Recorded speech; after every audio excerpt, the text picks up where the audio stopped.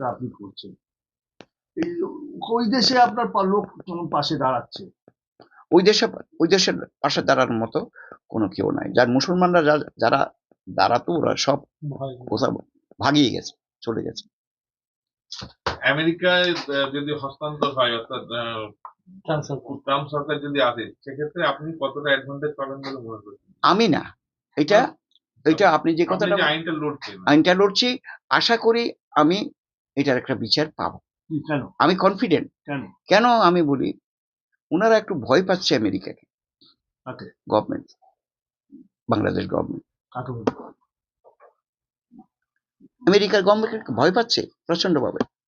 হ্যাঁ, ভয় পাচ্ছে যে যদি ভারত এবং আমেরিকা মিলে বাংলাদেশকে যদি সমস্যা করে, তাহলে ওনারা এই জন্য ভয় পাচ্ছে। অনেকে তো আবার